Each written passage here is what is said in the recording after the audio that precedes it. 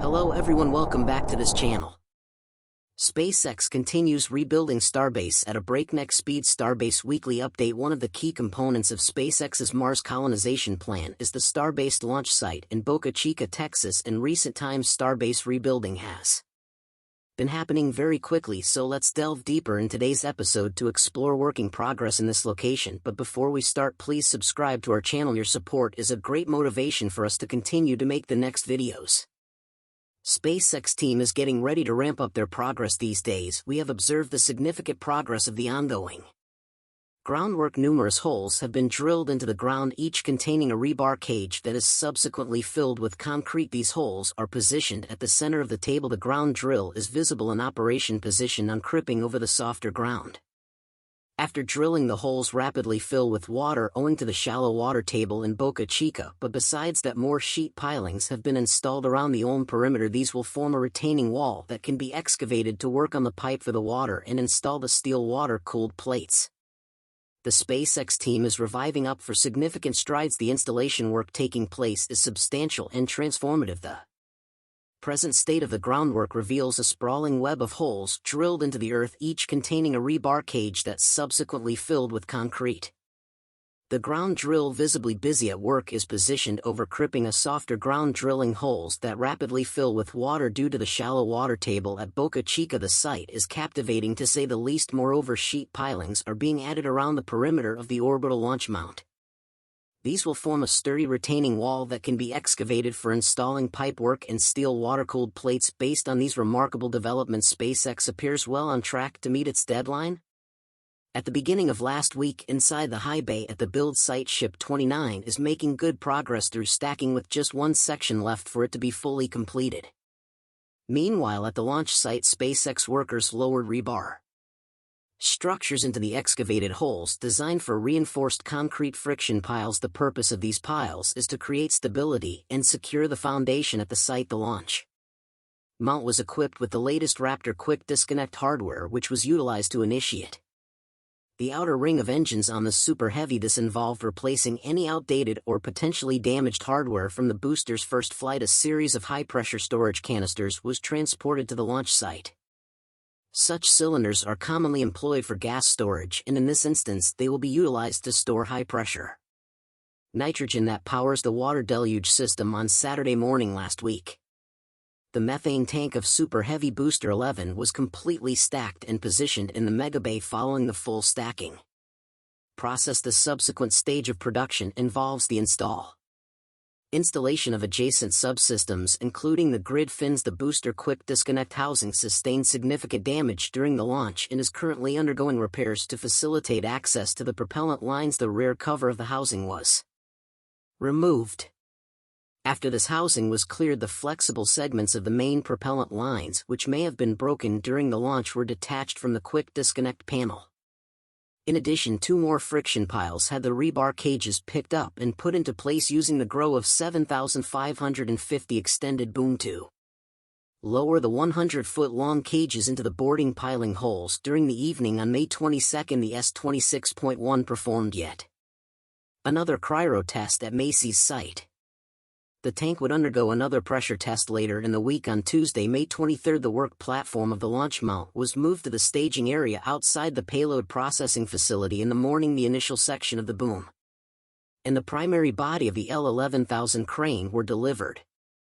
Once assembled, this crane will be utilized to stack the completed high bay modules. Meanwhile, at the launch site, the booster quick disconnect was retracted while workers installed additional scaffolding on top of the launch mount. Now let's get back inside the Mega Bay. The installation process of grid fins into the inner stage ring of the Booster 11 commenced with the ongoing construction process. Booster 11 is expected to be prepared for flight by the end of this year.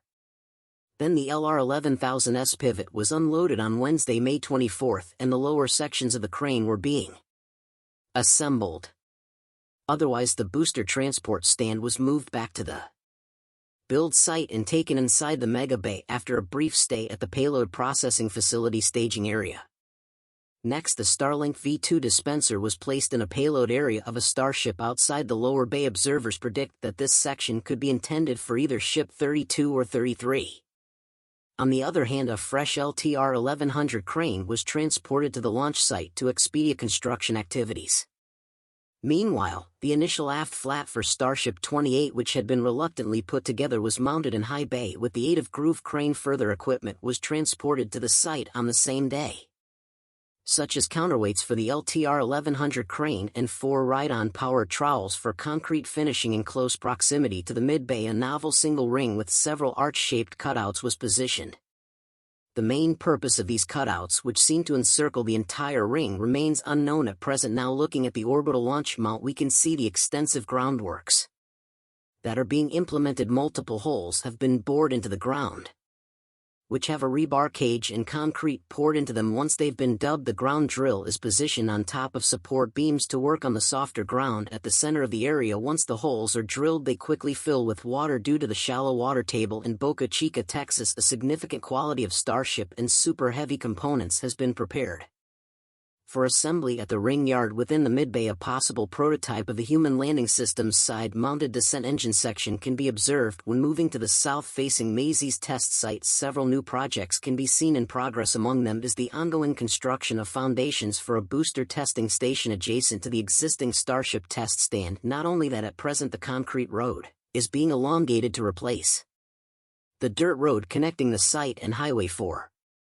At the southern end of this site, one can observe remnants of the Flight Termination System test article overlooking the entire build site. The scope of the construction work becomes evident in recent weeks. Large concrete sections have been modified to even out the surface, leveling out the ground and facilitating the transportation of vehicle components into the bays.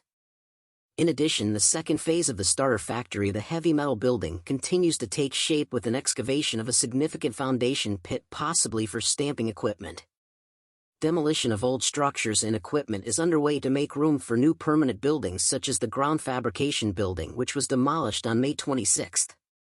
The triangular low bay will also be demolished soon in the near future. Several building activities are currently also ongoing at the launch site. Behind the launch tower, the installation of compressed gas cylinders is taking place, located behind the water storage tanks, in order to provide head pressure for the water deluge system. Looking towards Highway 4, the smaller constructions close to the Starhopper have been removed. Foundation construction is currently taking place beside the horizontal propellant storage tank farm for new storage tanks, which are planned to replace the damaged vertical tanks from the Super Heavy's first launch. Last but not least, with the construction progress for construction items going on at such an urgent pace at Starbase, in your opinion, when will SpaceX continue to launch the next Starship? In conclusion, the Starbase launch site in Boca Chica, Texas plays a vital role in SpaceX's Mars colonization plan. Recent developments at Starbase have showcased rapid rebuilding and progress. The various construction projects and advancements discussed in this episode demonstrate the dynamic nature of the site, notably the assembly of Ship 29 in the high bay, the installation of grid fins and Booster 11, and the ongoing repairs of the booster quick disconnect housing highlighted the continuous efforts to enhance and refine the spacecraft. Additionally, the delivery of new equipment such as the LR 11,000 crane and the construction of new commodity storage tanks exemplify the expansion and improvement of infrastructure at Starbase with a focus on safety and efficiency. SpaceX is determined to propel space exploration and create a sustainable future beyond Earth. As the development at Starbase continues at an impressive pace, the future looks promising for the realization of SpaceX's ambitious goals. And that's today's video. Don't hesitate to give your opinion in the comments section below. Thank you so much for watching. By the way, are you familiar TalkTalk Philippines app? TalkTalk is a delivery service app designed to connect more people by delivering items door to door. For more information, download the TalkTalk app, here down below.